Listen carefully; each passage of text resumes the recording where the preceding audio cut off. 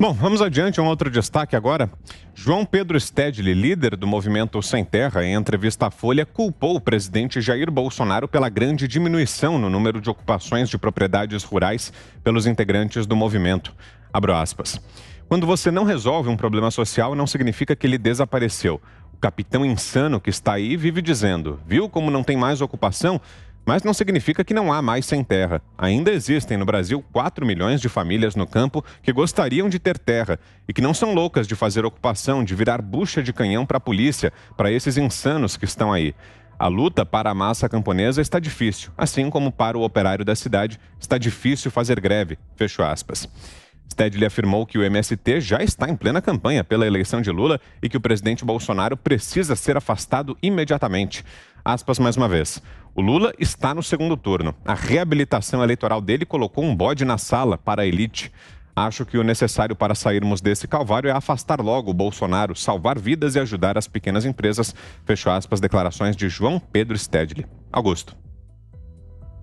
Olha, o erro do Washington Luiz, presidente Washington Luiz, erro histórico, foi ter tratado, quando surgiram os sindicatos, ele tratou uma questão social como caso de polícia. Não deveria ter feito isso. O que fez tantos anos depois? Fizeram, né, os governos brasileiros, porque não foi só o governo do PT que agiu assim. Trataram um caso de polícia como questão social, que é a reforma agrária proposta pelo João Pedro Stedley. O João Pedro Stedley está falando em insanidade.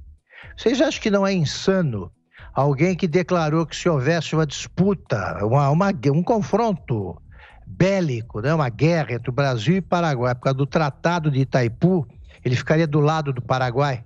Disse isso. João Pedro Stedley, no tempo em que eles não tinham medo, né, que os presidentes da República toleravam tudo, ele invadiu assintosamente uma propriedade pequena, né, do presidente Fernando Henrique, que era presidente da época.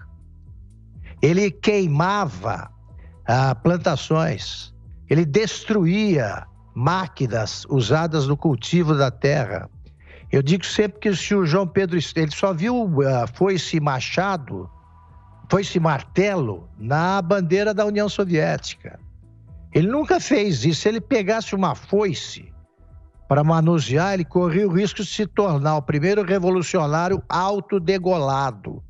Porque ele não entende disso, nunca viu, é incapaz de distinguir um laranjal, tá, de uma plantação de eucalipto.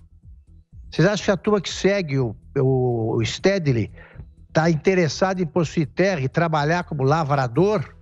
Deem uma terra a eles que vocês vão ver o horror que eles vão sentir. Eles andavam aí pelo interior, invadindo tudo, né? Ficavam um tempo numa propriedade qualquer. Agora, por que eles não fazem isso? Primeiro, porque acabou a mesada ilegal, criminosa, que era garantida pelos governos do PT. Depois, porque agora a polícia age, né? É caso de polícia e como tal deve ser tratado. João Pedro Stedley, ele vai para as campanhas eleitorais da Venezuela e num portunhol de provocar vergonha alheia até no eleitorado dele, ele fica... A democracia garantida pelo Maduro, antes pelo Chávez e tal. Portanto, é maluco, né? E só age com alguma lógica, porque a lógica por trás de toda loucura, ele só age com alguma lógica quando ele vai escolher o que destruir. Destrói laboratórios, plantações, não invade, não, terras desertas, terras que não são usadas, não. Ele sabe o que faz. Tá como todo criminoso. Então o Stedley está mostrando agora que é covarde. Invade ou ocupe, como eles preferem dizer, e repetem os imbecis que apoiam isso aí, dizendo, achando que o Brasil ainda vai viver uma reforma agrária. Eles estão com a cabeça perdida em algum lugar do século XIX. José Maria Trindade, queremos ouvi-lo também, Zé.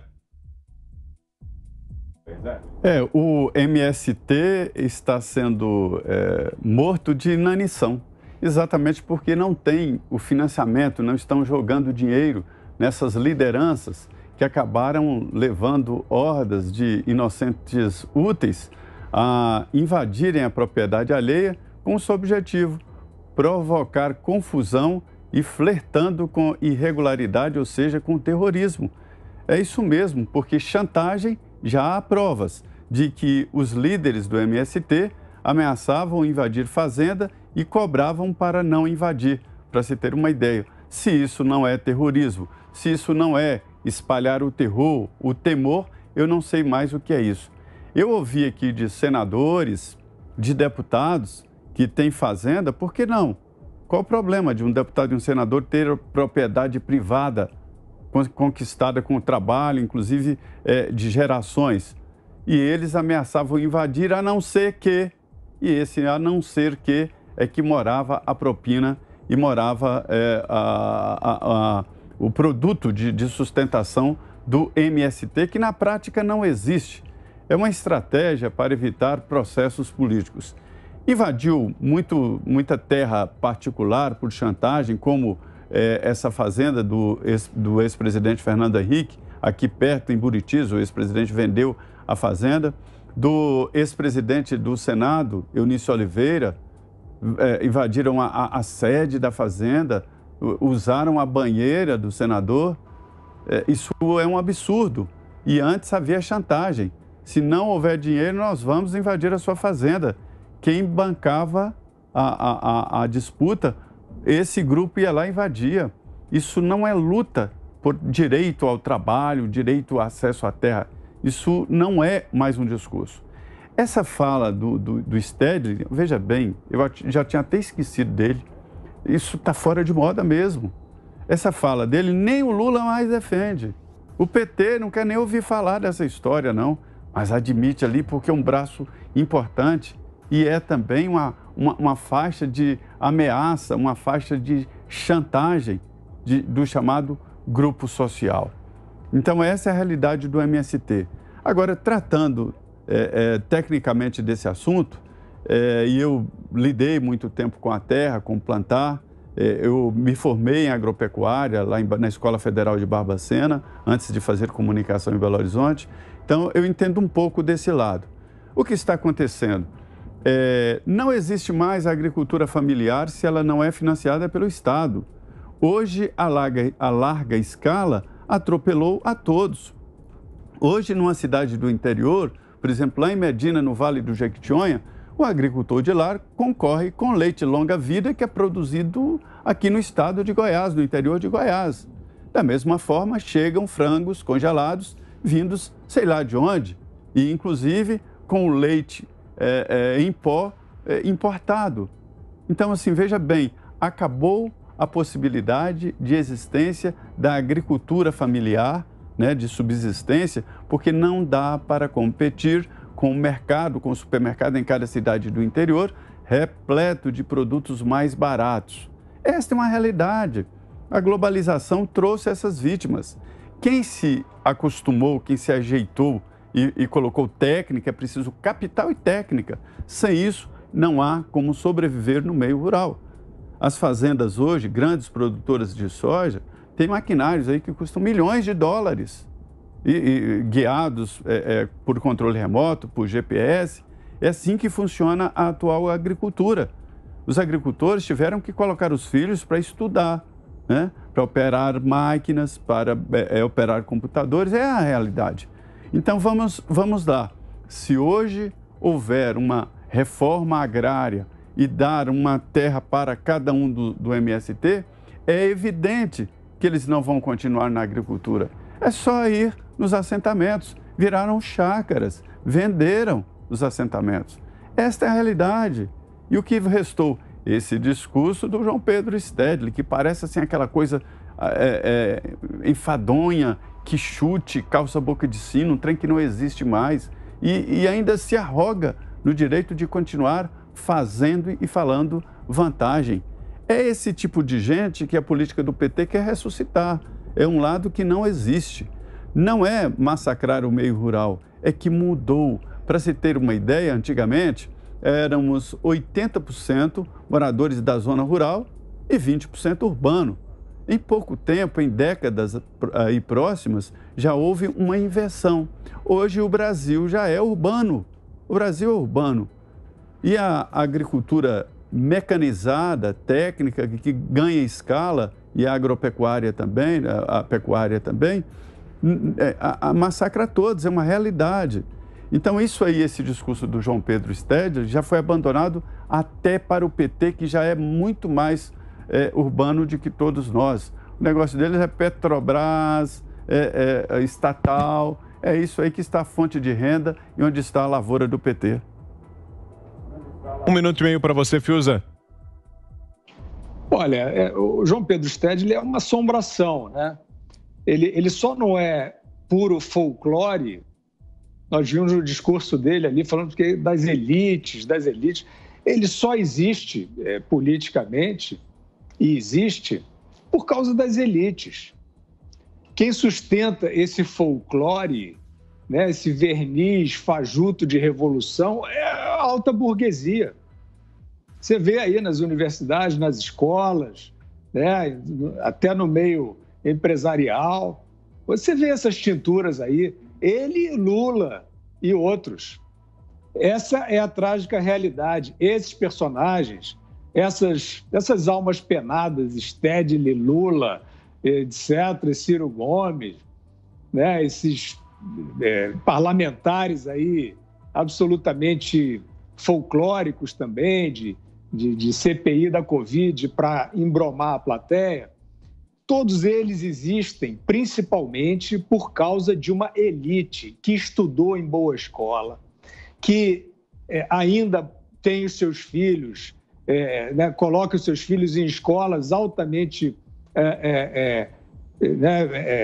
qualificadas e caras, onde se ensina essa porcariada, onde se ensina uma revolução campesina que faz o garoto achar que o Stedley é, de fato, um revolucionário, um porta-voz dos oprimidos hoje. Por isso é que o Stedley não está no folclore, por isso que o Lula não está no folclore, por causa da burguesia, da elite.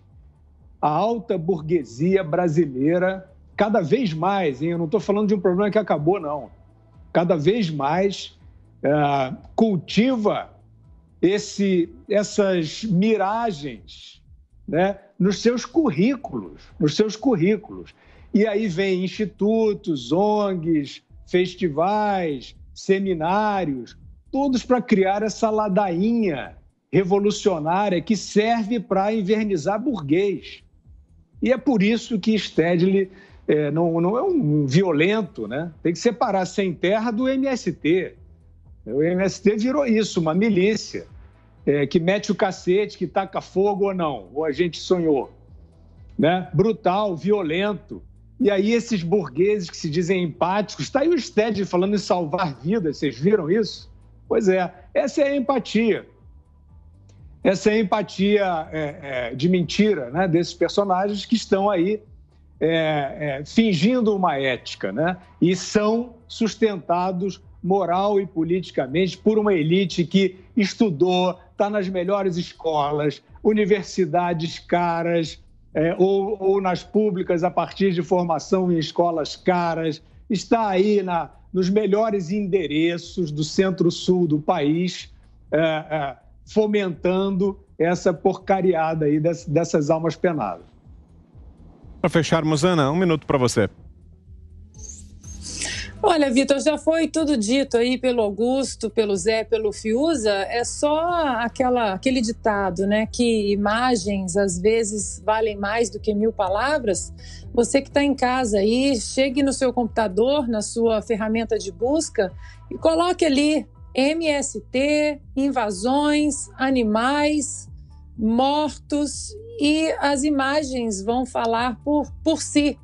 As invasões, elas não são invasões terroristas, a palavra é essa, o MST se tornou uma organização terrorista. As imagens são chocantes, então você que está aí nos ouvindo, nos assistindo, tecle aí na sua ferramenta de busca exatamente isso, MST, animais mortos, e veja aí o que eles são capazes de fazer em nome de um braço político de partidos que flertam com o comunismo, por exemplo. Agora, você lê que o Stedley dizendo aí que o Bolsonaro é culpado pelo fim dessas invasões bárbaras, desse terrorismo, a gente chega a pensar e questionar se o Stedley não virou cabo eleitoral do Bolsonaro, né?